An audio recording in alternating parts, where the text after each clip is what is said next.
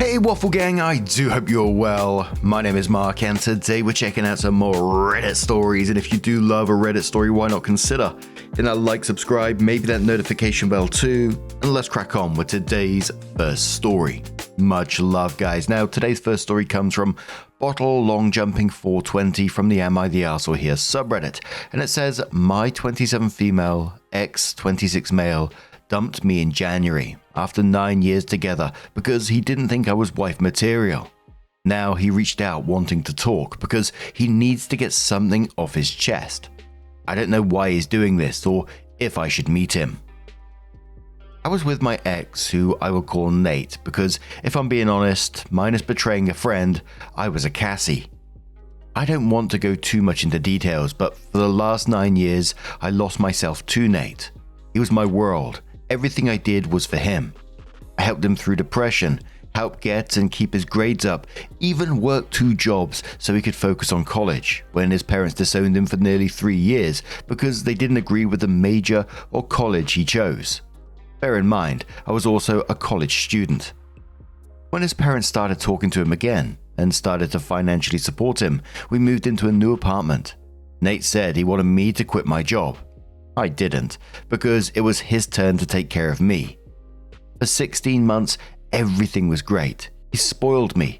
Then I noticed he was more interested in his new friends at times, and he ignored me completely. Back in December, he did a 180, and he love bombed me. The whole month, he really went out of his way to make Christmas magical for me. I honestly believed he was going to propose. On January the 2nd, he made me my favorite dinner, and made a speech about me being his first love, and how I've been there since high school. I kept thinking any minute now he's going to ask me to marry him. But no, he dumped me. As the speech went on, my world fell apart, and as much as he tried to sugarcoat it, he basically said, "You were a good girlfriend, but that's what you will always be to me, a girlfriend. I don't see you as my wife or the mother of my children, blah blah. You served your purpose, now I don't need you anymore, blah blah. I need someone on my level, blah blah, you're a gold digger, blah, I'll give you 30 days to move out." I couldn't speak, and he stared at me, looking for a response. I think this lasted 20 minutes before he said he'd sleep in the guest room, then left.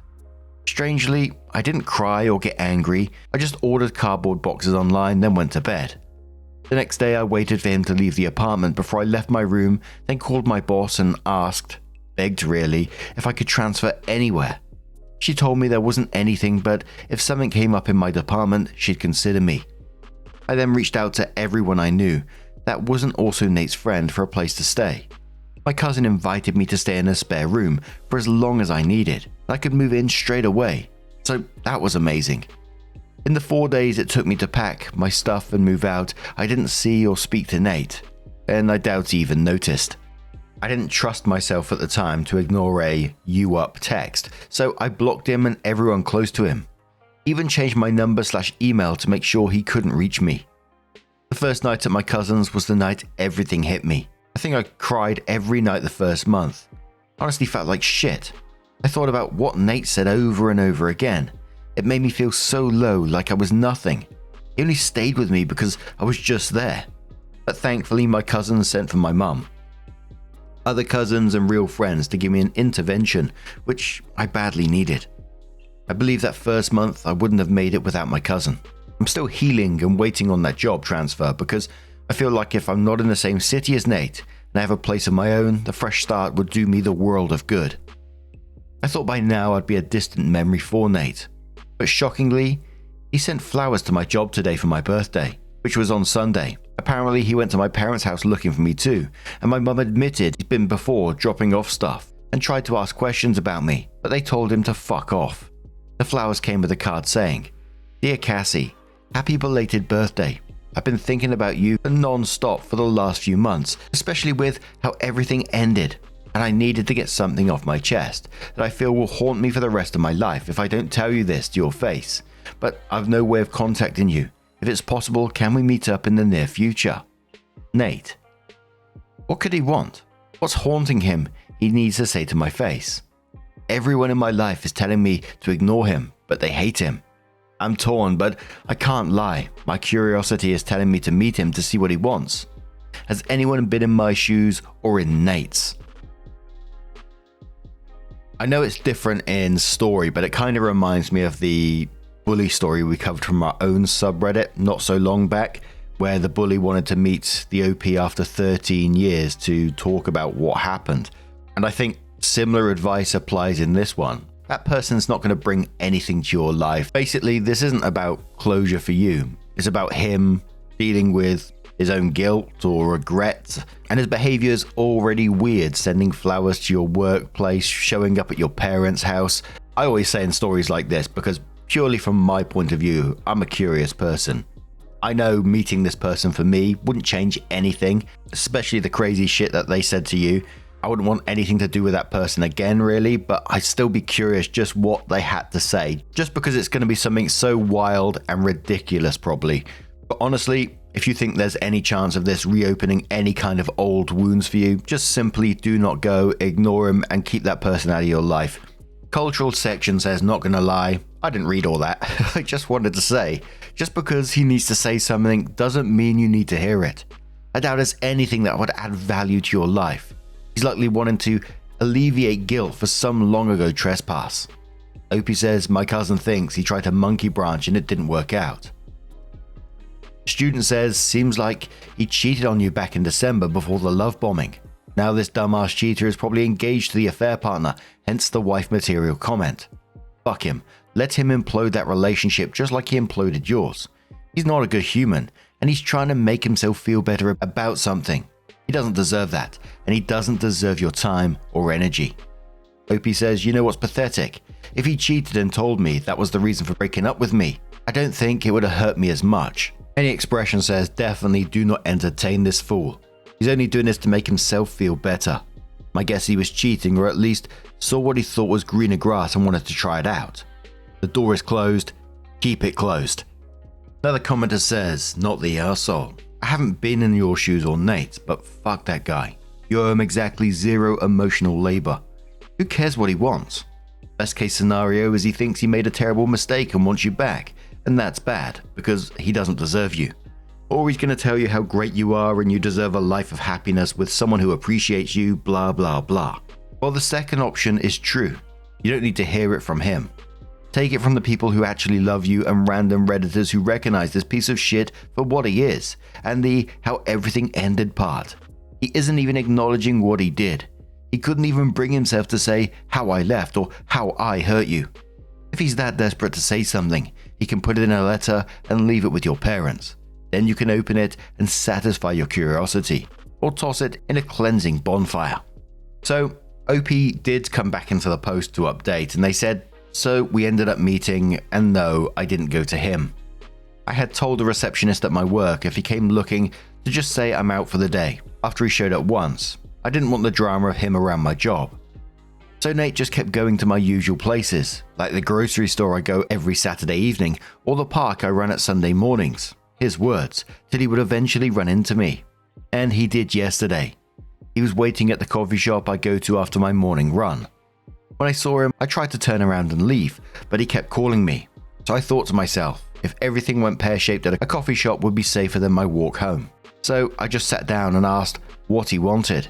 He gave an apology that wasn't an apology. You know, the type with, I'm sorry but, and pity me. He blamed his mental health, his job, his parents, his friends, everyone but himself. I took someone's advice on here and said, cut the crap, I already know everything. He genuinely looked shocked and stared at me for a second. I guess he thought his coworker already told me everything, so he couldn't lie. Here's what really happened. He fell for a girl in his office, and when he told me her name, I knew her immediately. I've met her a few times. He told me for the last 2 years he idolized her. To be fair, she's beautiful with an amazing personality, and he hated me because I was the one stopping them from being together, because his coworker was too classy to be a side piece. When he broke up with me, he confessed to her that he was madly in love with her, and he ended a 9-year relationship to be with her. Well, here's where it gets funny. She doesn't even like him. Lol. She called him a piece of trash and told him if he ever spoke to her outside of work, she'd report him to HR. So I asked him, what has any of this got to do with me? Like, we're over. I already cut ties, there's no reason for us to speak. He wants to try again. promised we'd get married before the year ends and that we belong together. I told him I'm nobody's second choice. He threw me away after 9 years and said some pretty cruel things to me, and now he thinks if he snaps his fingers I'll come running back. He tried to beg and fake tears, bringing the good times in our relationship. I told him please leave me alone as he wasted too much of my time already. I texted my cousin to meet me at the coffee shop, and he kept saying nonsense, even suggesting if we went to couples counseling for a few months, he'd leave me alone. The 20 minutes it took my cousin to arrive felt like 20 years. In the end, I just stopped listening and stood at the counter making small talk with baristas till my cousin arrived. She told him to fuck off, and if he tried to follow us, she'd call her brothers. He stayed in the coffee shop as far as I know, and we just went home, and that's it. It's only been a day, but I feel like it's over, and I'm free of him.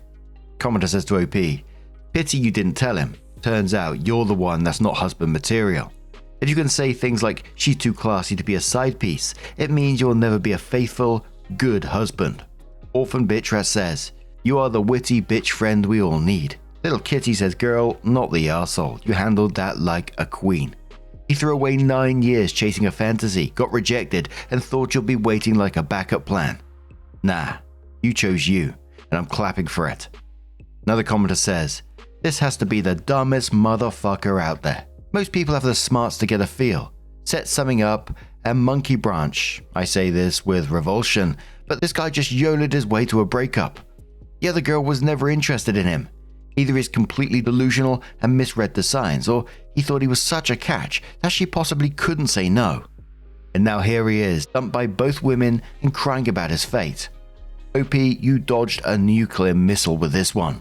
What a bloody scummy Burke. As soon as I saw that comment as well, which someone else brought up, that she's too classy to be a side piece, I mean, ugh, dearie me. Good on OP for getting out and staying out of that situation.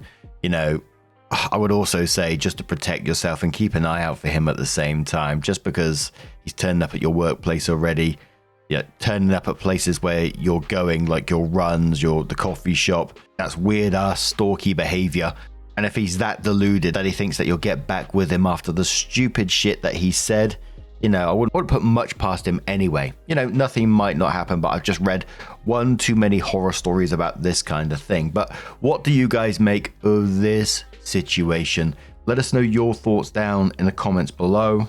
And let's move on to another story. Now, our next story comes from Throwaway Numbers 123 from the Am I the Arsehole Here subreddit, and it says, am I the arsehole for being furious that my husband and his mother hid that she lost her pension to a scam and now expect me to financially support her? So, my mother-in-law, mid-50s, has always been a bit much. She's a lifelong hypochondriac, constantly convinced she's dying, despite doctors telling her she's fine. Over the years, I learned to smile and nod while she goes on about her spells and energies. But recently, things went off the rails. She started seeing a soothsayer who convinced her that her workplace was full of dark energy, draining her life force. She was advised to resign immediately and devote herself to healing. Against all logic, she quit her stable job, cashed out her pension.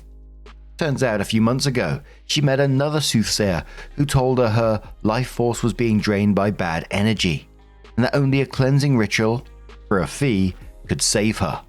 Long story short, she gave away nearly her entire pension and savings to the scam artist. Did not tell anyone while going through her cleansing.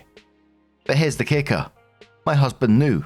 She told him, swore him to secrecy, and he agreed because she was embarrassed months ago. And he said nothing. He claims he didn't want to stress me out and that his mum was just going through something.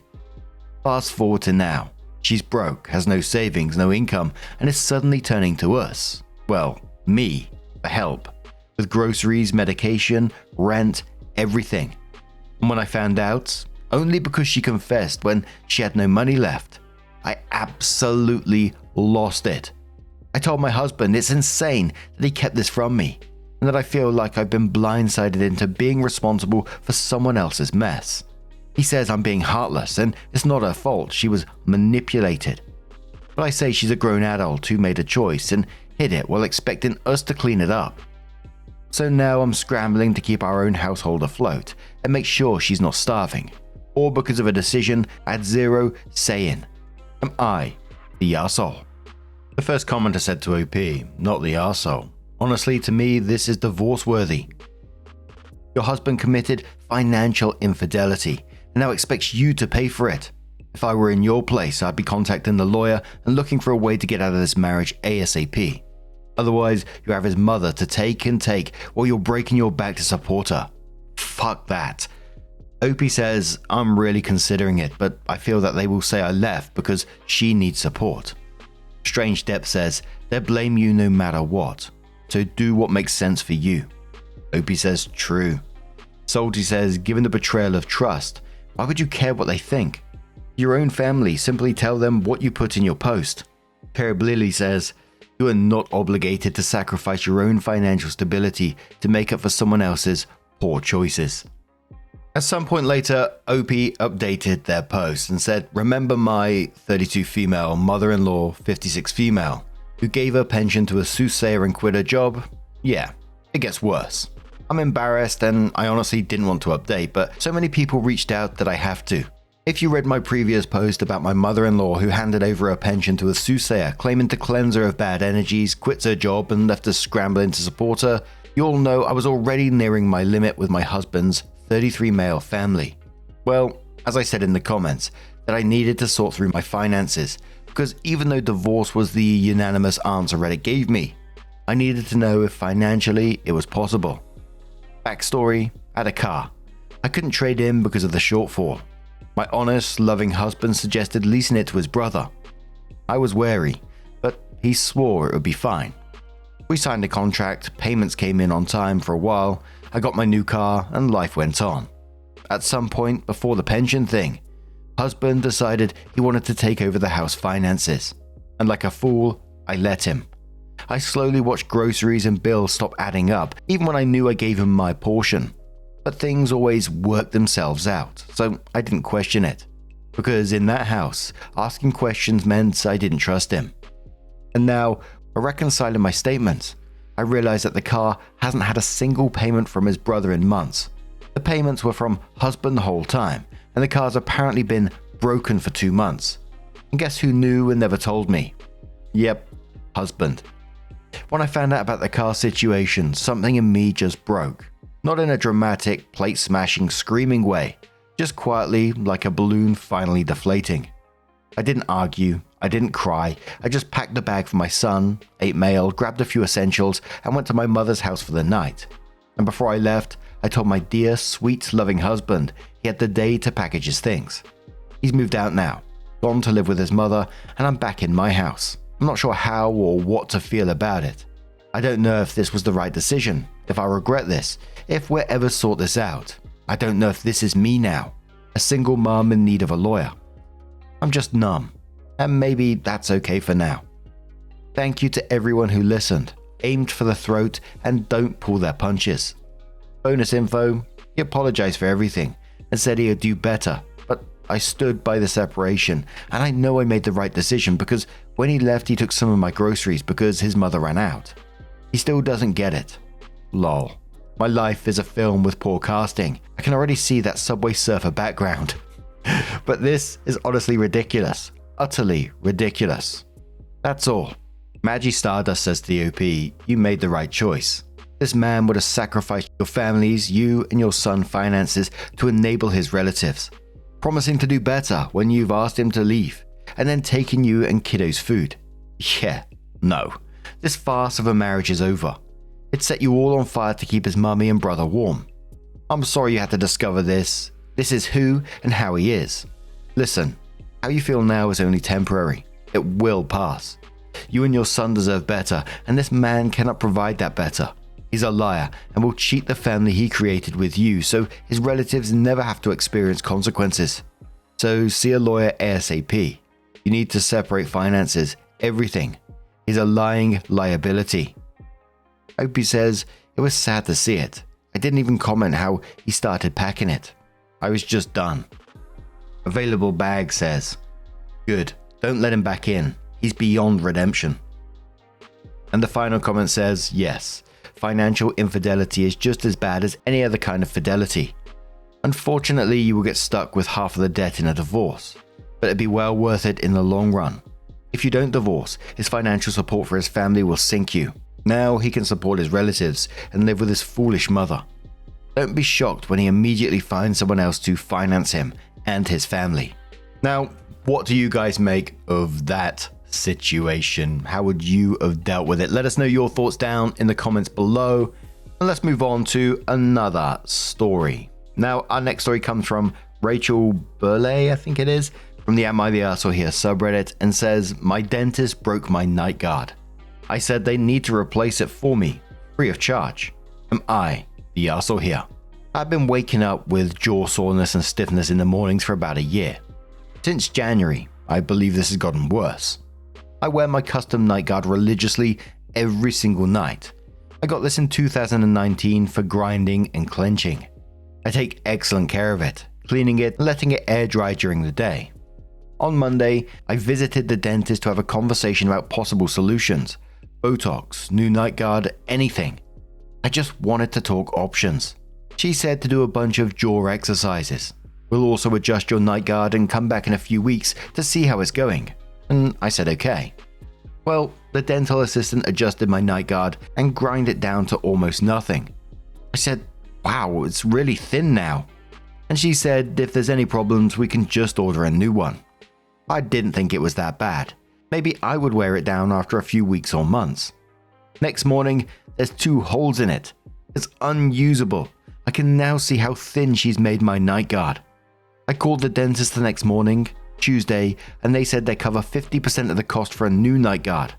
I said that's unacceptable. It's because of you that my night guard is unusable now. The secretary I spoke to was very defensive about the whole thing, and it really put me off. She said she had talked to the dentist and get back to me. It is now Thursday evening. They haven't answered me yet, and I called them around noon today. Am I the arsehole here? How I was raised, if I'm responsible for breaking something that does not belong to me, I replace it. It doesn't matter if I was not the one who broke it. If I borrowed someone's tool and wore it down so much that it broke during the next use, I'm responsible. I understand the night guard needed adjustment. The problem I have is, should the DA really have ground it so much? I'm completely open to buying a new night guard, but I never said I wanted to get rid of my old one. Hell no, I'd be asking to speak to the dentist directly rather than going through the secretary here. Dentist said, if there's any problems that they can just order a new one, and that was almost assuming it was free. Sure, they can go back on that, but I'd be arguing the toss out of that. They broke it, it's as simple as that. But Tarzan Kitty says, I would suggest planting your bottom in their waiting room until someone there speaks to you and deals with this. Feel free to chat with other patients while you are waiting. They won't like that, of course. I know that's the point though. Altruistic says the lifespan of a typical night guard is around 5 years, according to my dentist. So while they're at fault for causing it to break early, they're probably taking the lifespan into consideration. I don't think there's anything wrong with trying to get more covered, but odds are you won't be very successful. Opie says, this is probably the most realistic viewpoint. It's unfortunate, but most likely to be true, I believe. Zero Pumpkin says, not the arsehole. They broke it, they replace it, period. Don't let them off the hook. Opie says, how do I not let them off the hook? What leverage do I have?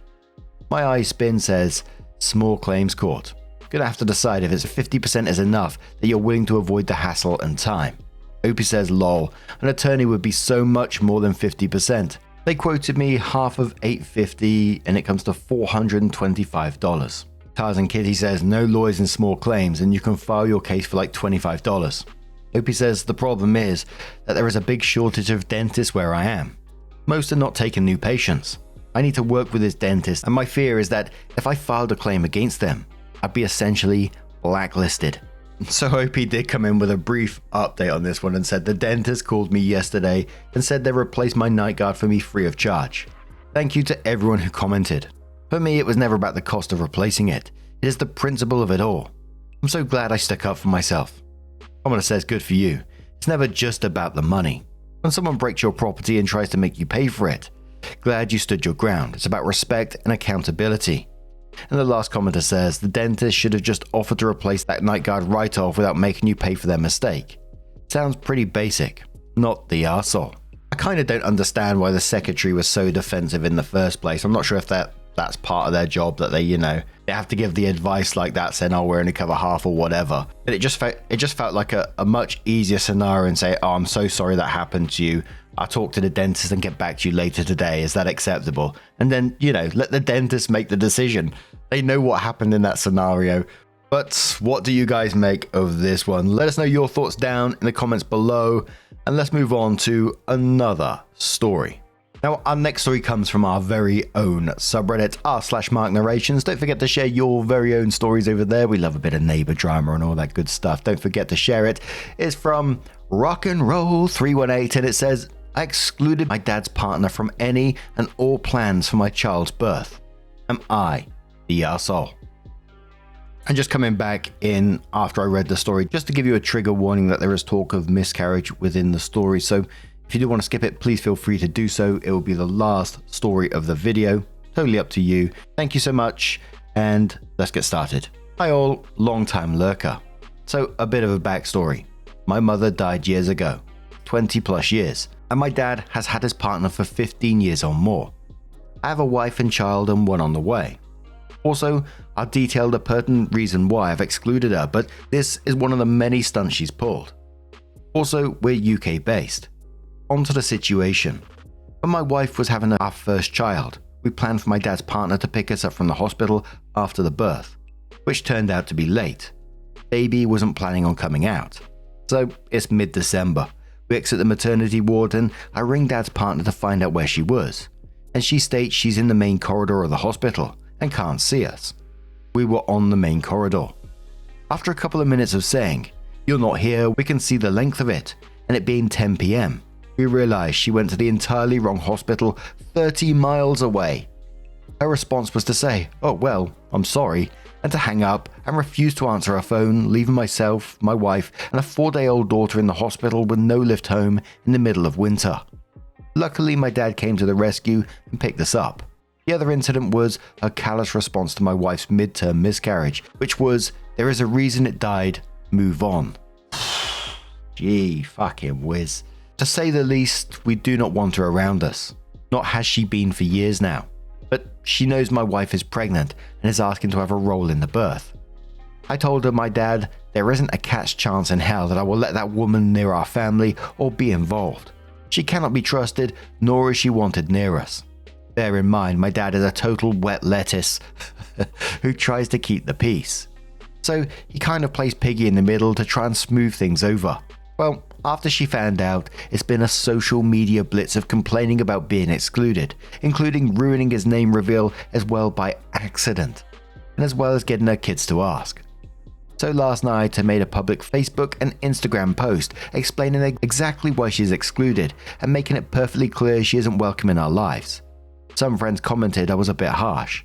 My wife thinks it's really sweet I'm going up to bat for us like this, and my dad is kind of upset I didn't explain how I felt.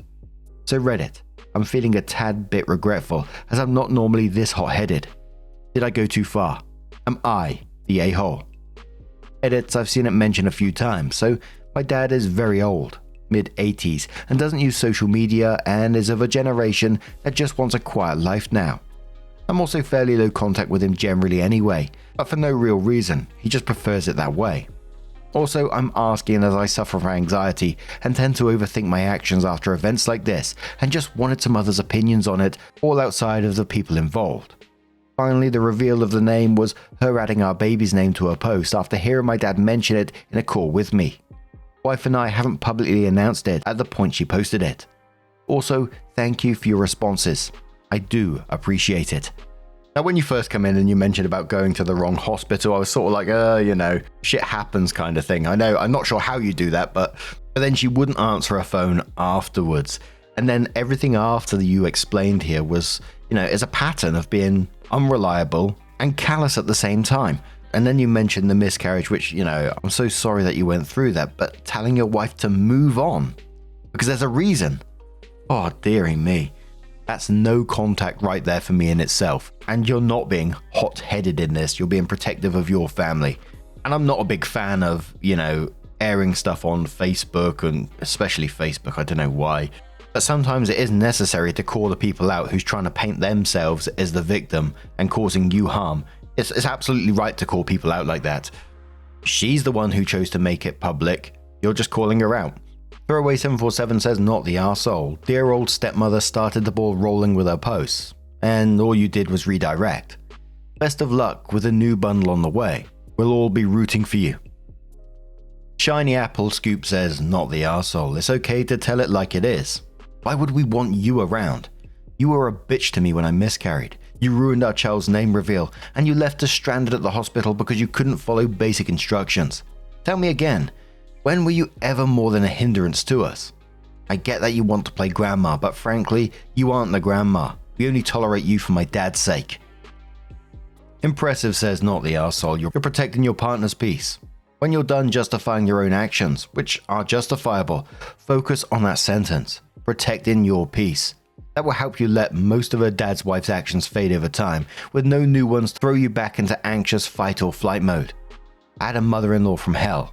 She was cut off in 2008. So, Rock and Roll kindly did come in with her update and said, hi everyone. I recently shared my post from Am I the Arsehole to here, which was originally posted 45 days ago. And well, we have updates to share. But first to clarify a couple of points mentioned that I wanted to clear up. How did Dad's partner, called Karen for ease of use, find out his name? Well, during a call to my dad, we got chatting about what names we were thinking. I mentioned however we came up with what we thought it would be. Let's say Thomas Gordon, not the actual name. Well, unknown to me, as Dad hadn't mentioned Karen was in the same room and listening to his call, and because I'm essentially no contact with her for many other transgressions. He didn't think to tell me. I did tell him not to tell anyone. What role was she meant to have with child number 1? And what role did she want this time? So she was meant to be picking up myself, wife and child 1 at the hospital and taking us home. Like I said in the first post, she went to the wrong hospital. I think on purpose, and then ghosted us and left us at the hospital at 10 PM on December 22nd that year. This time round she wanted to do the same, but also take us to the hospital and visit each day of the week after baby 2 was born to help out, which of course wanted nothing to do with. Anyway, on to the update. Baby 2 arrived early. Not too early, but a surprise nonetheless. Luckily, it all happened so fast that we didn't have time to tell anyone other than a pair of close friends to get us to the hospital and pick our first child up from school. Baby 2 is here safe and sound. We, wife and I, shared the news on Facebook, set the friend of friends privacy about the birth as we wanted those who knew us and cared to know. Once again, I found out via being tagged on social media that Karen is raging that we didn't involve her at all. I'm talking about 20 posts over 3 days about it. Strangely, she didn't actually attempt to come to the hospital, merely rage online for likes, I suppose. I've chosen not to respond or engage with her, as frankly I have better things to do with my time. Plus, I'm not going to stress myself out about it or risk my mental health. Sadly, Dad is now essentially no contact with me. Since his grandchild's birth, he called once to see how we are, and that's it. Every other member of the family and a number of friends have all been over to see, bring gifts and whatnot, with our permission, except him. He hasn't asked if he can, and I'm tired of asking him to do things. So I've decided to just drop the rope and not bother unless he does. For those interested, my mum is long since deceased. It's fine, don't worry, I've come to terms with that. My wife's side of the family has been amazing, and so have our friends. So that's it really. Baby 2 arrived early, Karen threw a fit and was ignored. My dad made himself no contact, and the remaining family stepped up to the plate. I don't suppose there'll be any further update unless Karen pulls anything stupid. But even then, she isn't even my dad's wife, so she has zero rights. Please everyone take care. As I found out with this journey, people will surprise you and amaze you, and sadly, disappoint you. So focus on the good people. I'm so glad that everything went as well as it could do with baby 2, and congratulations by the way, absolutely amazing for you. And you know, like you said, it is sad that people will disappoint you. And your last couple of words is absolutely it. And we've said it time and time again on this channel. Focus on the good people. Focus on the people that support and love you and show that love and support. It sounds like you've been making an effort with your father and it's just not being reciprocated. Sure, there could absolutely be more to that situation, but you know, you need to focus on your family right now, your priorities. And that's absolutely it. And it sounds like that's what you're doing. So good on you, OP, for doing that. And thank you so much for sharing your story. And once again, if you would like to share your story, don't forget to do so. You can create a throwaway account quite easily. r/Mark narrations, neighbor drama, stories from your past with conclusions. We love all that kind of stuff. So thank you once again. And just a huge thank you for being here today, getting involved in the stories, your love, your support, your time. It means the absolute world to me. Honestly, you are amazing. And hopefully I'll see you in the next one. Take care and much love.